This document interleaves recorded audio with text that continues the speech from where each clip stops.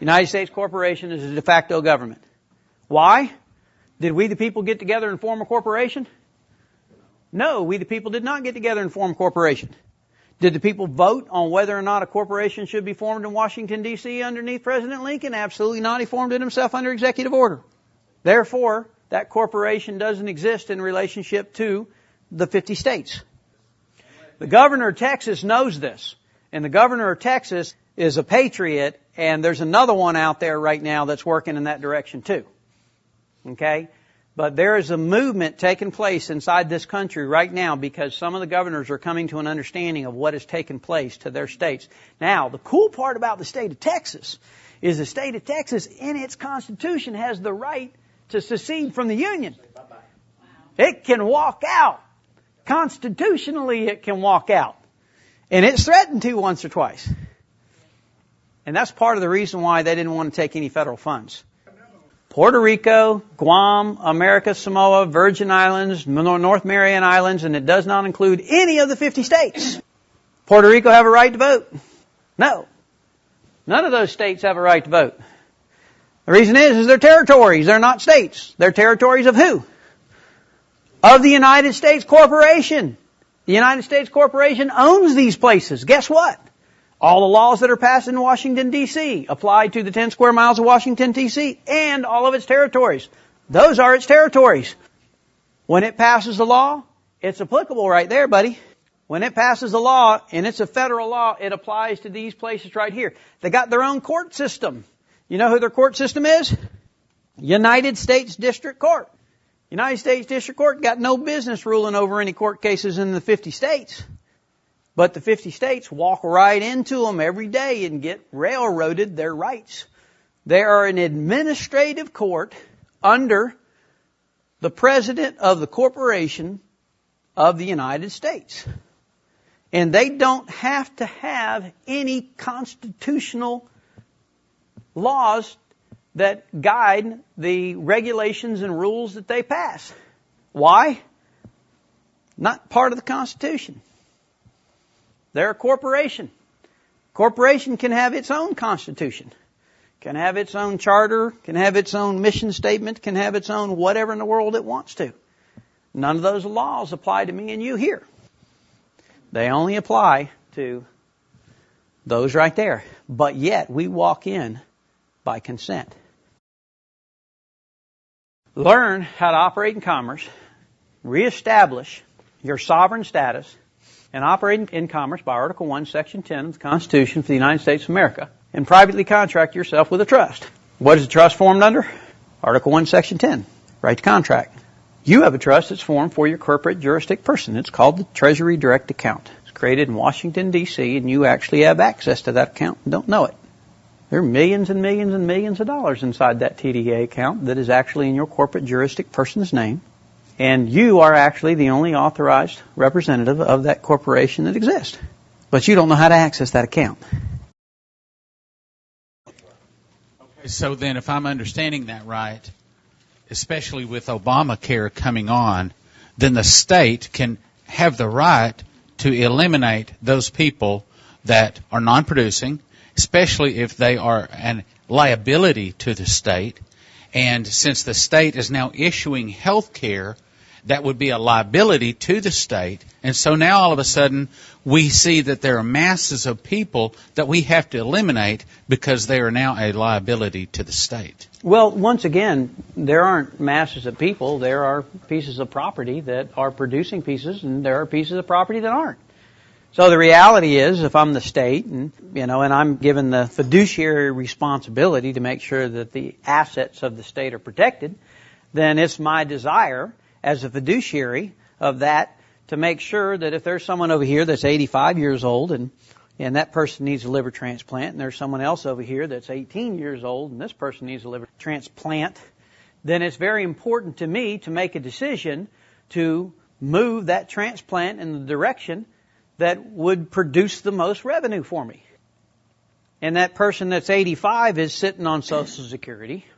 They're costing me money on Medicare and Medicaid. They're not a part of the working force, and they're no longer an asset that produces anything. They're a liability upon my books, and And if you were in that same situation, sir, and you had a company, you had liabilities over here and you had assets over here and the liabilities were dragging you, what would you do? Well, you'd get rid of the liability and protect the asset. In the moment that they cease from benefiting you, you got to get rid of them. This is the reason why government corporations have changed the Department of Personnel to the Department of Human Resources. You've been declared property or a product underneath the Chattel Papers Act.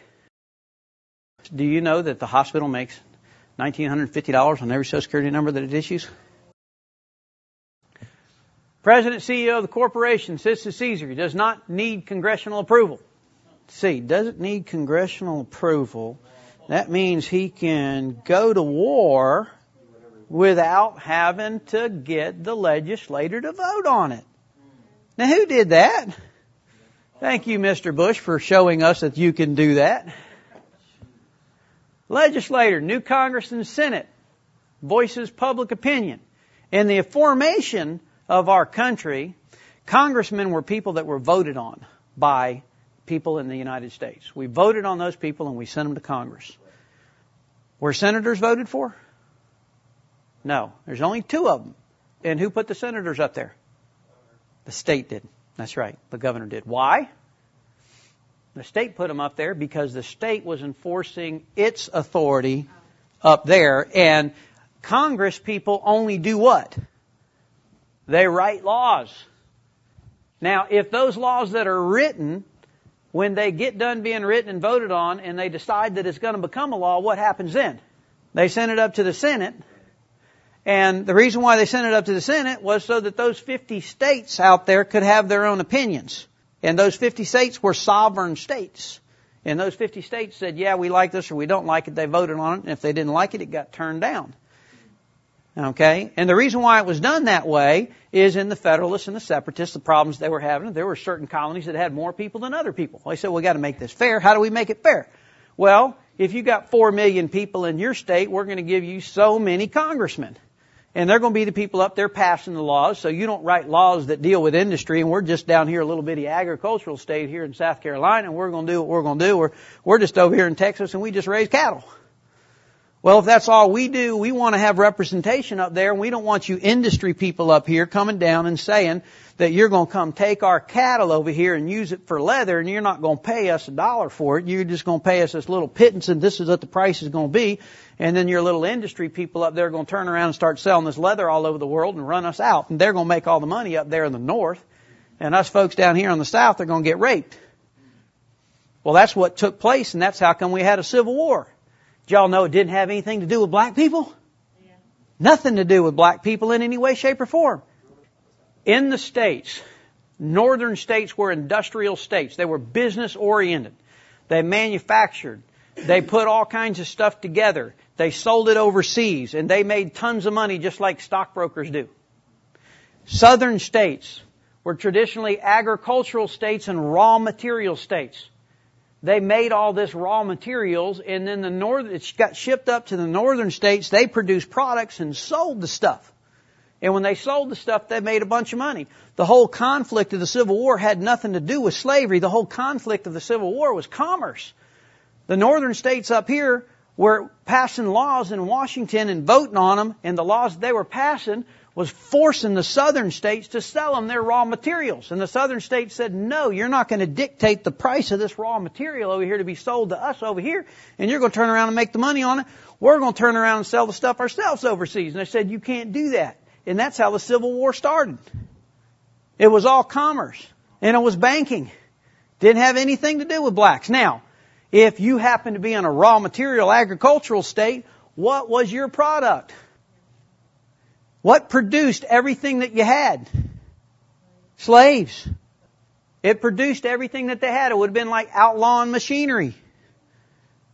They took slaves and freed the slaves, and when they freed the slaves, it was a consequence for the war. They freed the slaves, and it economically destroyed the South. That was a penalty for the loss of the war. And guess what? Does anybody know what article of the Constitution or what amendment of the Constitution created that? Nope. Real close, though. 14th Amendment. 14th Amendment did not make black people free. The 14th Amendment made black people United States citizens. They were not free people, they were United States citizens. They became corporate citizens of the United States. And the reason why they became corporate citizens of the United States is because the bankers had a bigger plan. This is the reason why government corporations have changed the Department of Personnel to the Department of Human Resources. You've been declared property or a product underneath the Chattel Papers Act.